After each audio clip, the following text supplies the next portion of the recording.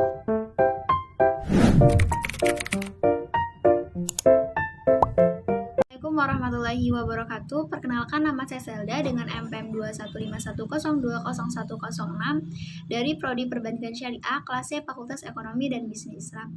Di sini saya ingin memenuhi tugas mata kuliah Fikih Muamalah. Di sini saya akan menjelaskan mengenai tentang zakat. Pengertian zakat. Zakat itu secara bahasa berarti suci, berkah, dan berkembang. Sementara secara istilah, zakat berarti mengeluarkan sebagian harta yang diwajibkan Allah Subhanahu wa Ta'ala untuk diberikan kepada orang-orang yang berhak menerimanya, sesuai dengan kadar dan haulnya dengan rukun dan syarat tertentu. Perbedaan zakat mal dan zakat fitrah. Zakat fitrah adalah zakat yang dikeluarkan atas segala jenis harta yang secara zat maupun substansi perolehannya tidak bertentangan dengan ketentuan agama. Contoh zakat mal ini terdiri dari uang, emas, zakat pertanian, dan lainnya. Sedangkan zakat fitrah adalah zakat yang diwajibkan atas segala jiwa, baik laki-laki maupun perempuan muslim, yang dilakukan pada bulan Ramadan hingga menjelang sholat Idul Fitri. Zakat mal ini terdiri dari 1. Zakat emas, perak, dan logam mulia lainnya. Adalah zakat yang dikenakan atas emas, perak, dan lainnya yang telah mencapai nisab atau haul. 2. Zakat uang, surat berharga. Adalah zakat harta yang disertakan dengan uang dan surat berharga lainnya yang telah mencapai nisab atau haul. 3. Zakat pertanian, perkebunan, dan kehutanan. Adalah zakat yang dikenakan atas hasil panen. 4. Zakat peternakan, perikanan, dan pertambangan. Adalah zakat yang dikenakan atas binatang ternak dan hasil perikanan yang telah mencapai nisab atau haul. Selanjutnya, zakat perindustrian adalah zakat usaha yang bergerak dalam bidang produksi barang dan jasa. Selanjutnya ada zakat pendapatan dan jasa. Zakat yang dikeluarkan dari penghasilan yang diperoleh dari hasil profesi pada saat menerima pembayaran. Zakat ini dikenal juga dengan zakat profesi atau zakat penghasilan. Selanjutnya ada zakat rikat, adalah zakat yang dikenakan atas harta temuan di mana kadar zakatnya ini adalah 20%.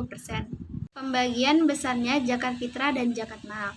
Untuk pembagian besarnya zakat fitrah yang harus dibayar adalah makanan pokok sebanyak 1 sa atau perkiraan setara dengan 2,5 kg atau 3, liter untuk setiap jiwa.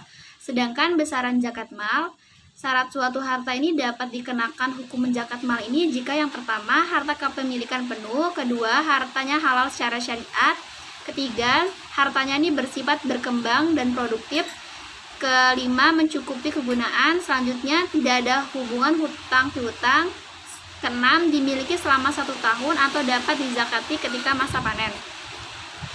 Terkait dengan besarnya zakat mal yang harus dibayar yaitu 2,5% dari total keseluruhan harta yang disimpan selama 1 tahun. Ada 8 golongan orang yang berhak menerima zakat. Yang pertama ini fakir, orang yang hampir tidak memiliki apa-apa sehingga tidak mampu memenuhi kebutuhan pokoknya. Kedua, miskin, orang yang memiliki harta namun tidak cukup untuk memenuhi kebutuhan hidupnya. Ketiga, amil, orang yang mengumpulkan dan mendistribusikan zakat. Yang keempat, mu'alaf, orang yang baru masuk Islam dan berhak menerima zakat. Kelima, rikab atau budak atau hamba sahaya yang ingin memerdekakan dirinya. Selanjutnya, garin, mereka yang berhutang untuk kebutuhan pokok sehingga wajib menerima zakat. Selanjutnya, fisabilillah, orang yang berjuang di jalan Allah. Selanjutnya ada ibnu sabil, orang yang kehabisan biaya di perjalanan dalam ketaatan kepada Allah. Selain zakat mal dan zakat fitrah, ada juga zakat lainnya seperti zakat produktif. Zakat produktif ini adalah zakat yang disalurkan kepada mustahik dalam bentuk modal usaha, baik berupa pinjaman tanpa bunga atau bagi hasil. Kedua, konsumtif, yaitu zakat yang disalurkan dalam bentuk bantuan atau hibah yang diperuntukkan kepada fakir miskin. Selanjutnya ada zakat produktif atau konsumtif.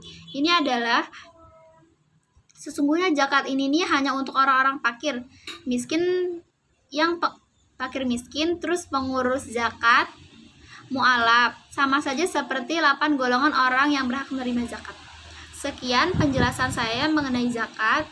Bila ada kesalahan saya mohon maaf. Saya akhiri. Wassalamualaikum warahmatullahi wabarakatuh.